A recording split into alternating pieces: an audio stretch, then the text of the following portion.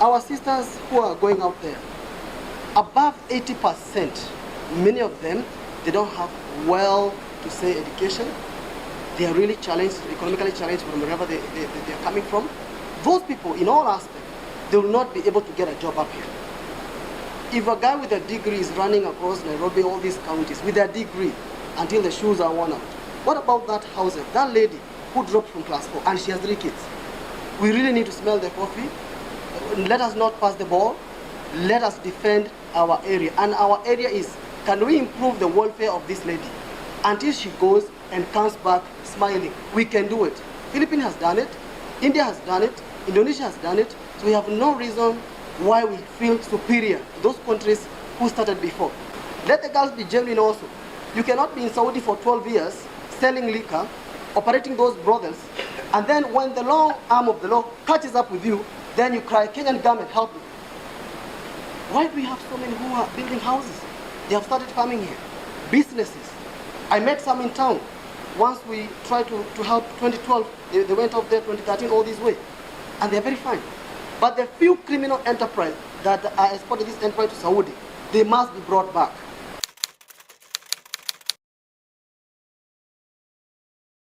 Kenyan population, we have lost around 5.8 million jobs. If we are very serious with our people, if we are very serious and genuine with our youth, if within 2 years we have lost 5.8 million jobs, what does that tell you? That our youth are really on desperate quest. Some of them, they are really at the very edge of a cliff. We should not play politics with this. This is not time for finger pointing. It's time for us to come together and act. These are our people, and we must be together. Upon facilitating these candidates, it's better and good enough for you to understand this candidate, because by any time when the candidate comes to your office, that candidate comes from a area, rather from a certain position which you don't know, and maybe someone has come with a character. For now, we have a problem. As you see, David has just mentioned that there are some things which we have to be, deliberated to the government, so that maybe to secure some other area. Now, if someone comes to your office and has come from David's office, rather has come from another person's office, you don't know. Maybe someone is a fugitive there, you see. And when someone comes or she comes to your office, you will take like a client or another candidate, you will facilitate.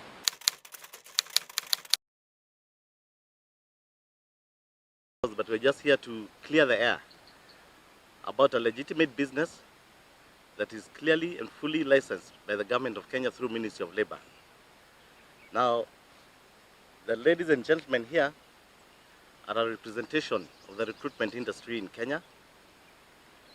We felt it was important to tell Kenyans what we're all about and to clear the air about all these myriad of problems that have been aired on TV. Labor migration industry in Kenya is a growing industry, just like any other industry. It's an industry full of success. It's an industry which has its fair share of its challenges. Like any other industry, this industry is not born in heaven. We should not sit back and expect an industry free of challenges. First, going forward, we know we have signed BLA, bilateral labor agreements, with Saudi and some other countries. That has not been enough, because we feel part of the BLA with Saudi, we signed a recruitment agreement between Saudi and Kenya for house help, domestic workers. The agreement was to be reviewed 3 years ago. We feel as a fraternity, as a country, we have not been able, for whatever reason, we have not been able to go and review this agreement. Because, for example, if you look at the agreement, the salary for our domestic workers is 850 Saudi Riyal.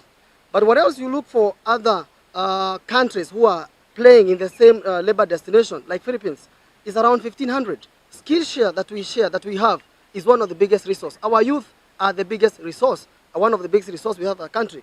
So going to work in Saudi is giving us much needed revenue. By the CBK reports or sources, is that every month we are getting foreign remittance around 2 billion every month. Last year alone, it was 340 billion, the highest ever received from the diaspora. Our diaspora consists around 4 million Kenyans out there. When it comes to the Gulf, around 600,000. But when it comes to Saudi, around 200,000. Now, these 200,000, they are able to send back home around 2 billion a month. That's a serious amount coming in, even if you compare with the other sectors, like, agriculture and all that. So we feel as a country, we have a task to make sure that this industry is supported. At the end of the day, we don't need a blanket condemnation. Out there, we have heard there is issues, and we know there is some issues, but the issues are 0.001. That's why we have been able to rack all these amount coming in. You might ask, why do we feel or why do we hear cries from some quarter? Number one, we have had a lot of runaway or some runaway house helps. Now, we have some cases where some criminal enterprise, some house help coming from Kenya, as soon as they reach Saudi in the airport, they just run away, they vanish in the airport. Just tell me, was this person a true worker?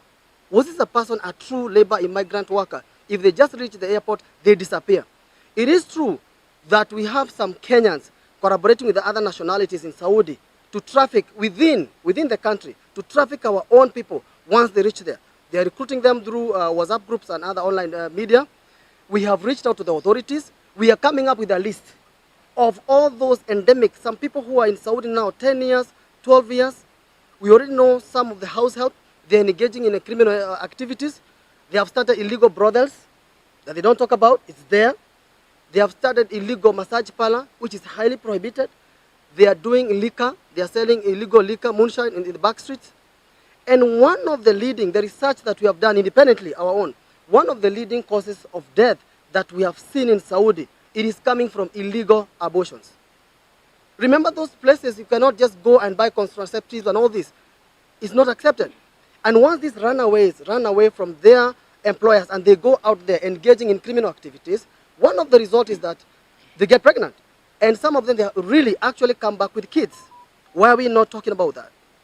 Now, the issue here is, once they go out there, once they engage other criminal activities, once the Saudi has its own law, once the law catches up with them, then they cry foul.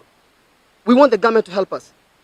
We have already in communication with the Ministry of Labor, Foreign Affairs, National Employment Authority and others that all the runaways who in one way they went there and even they did not spend even a day or a week at the employer's house, they should be repatriated back to let those who want to work. Because if they were not working, why are we racking 2 billion a month from Saudi? If there is no genuine people who are working in Saudi, us as a country, if we open up at least 15 countries, then the issue of Saudi being dominating as the only biggest labor destination for Kenyans will go away.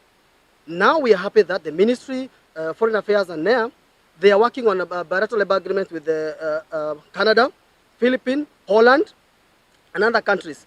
We are happy that our dear president went to UK and also we got in some jobs for nurses. That's the spirit we would like. That's the spirit as a country going forward we would like. We open up more countries so that every day we wake up, we are not thinking, yes, if this person is looking for a job, most definitely or most likely they will end up in Saudi. I saw one lady that I knew from the streets. Few years, 2018, 2017, she was selling clothes in a boutique, one of those boutiques. Now the boutique is closed. The other day I saw the lady in my office telling me, I'm ready to take a job, even if it's housemaid. And actually she said she was about to commit her suicide and asked why. Because the shop was closed. She went to put up with a friend, and after a few months, few weeks, the friend chased her. She went back home, and the mother told her, I cannot accommodate you and your kid.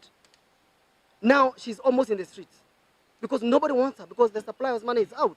So we have so many, this is just a pointer, we have so many of these cases whereby you find even a lady who is 45 years old, 48 years. Before we always thought for domestic workers, they were for younger ladies who are ready to explore and try out a living. Now we are seeing a new trend. Some ladies, even they are 48 years old, they want to go. The other day I saw a lady who have a 2-month-old child. She's ready to leave the kid back. What does that tell you? The poverty in our homes, some of our homes, it cannot let us stay here. So it's only fair, it's only ethical if all the players in industry come together, we be genuine, we level the ground, and we let our people to go work. Once they work, the livelihoods back home, they'll propel the economy. Because how do we grow economy with all these guys without jobs? Don't be sold for fear. We've got people who left in 2019, their contract has ended after 2 years, and they're here waiting to go back. That means there's a good story out there. Good and bad go together. But I just want to urge our Kenyans, the road is very clear, the roadmap is very clear. We are doing a good job, so please don't fear. Travel at will. All the mechanisms are being put into place through the recruitment agencies and the government at large. You've had our ministry is going there sometimes towards the end of this year, end of this month, to try and just mitigate some of these issues that have been there.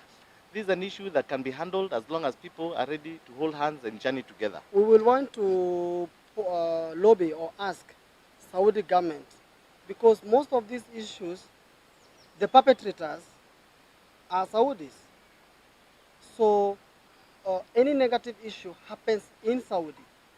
So we would like them to come up with a specific law whereby if a certain family, if a certain employer has been reported to have done something negative to a Kenyan domestic worker, they be banned from receiving any other domestic workers. Because we also know there is some serial employers that they are not good. They'll make noise 24/7, and every family is different for the others, for the rest.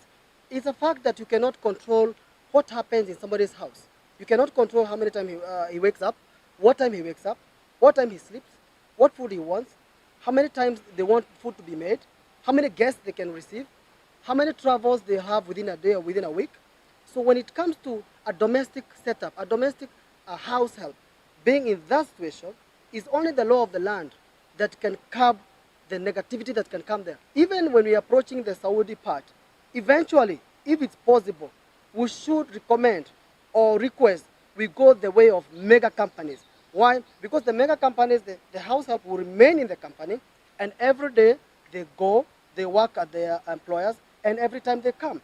So this particular house help does not have a definite employer, because once an employer has a definite house help, he tries to imagine a sense of entitlement, and he tries to imagine if this housemate goes back to the embassy or goes back to her country, then I have to go all the way again, start the whole process through the Ministry of Labor to acquire a new visa and all this.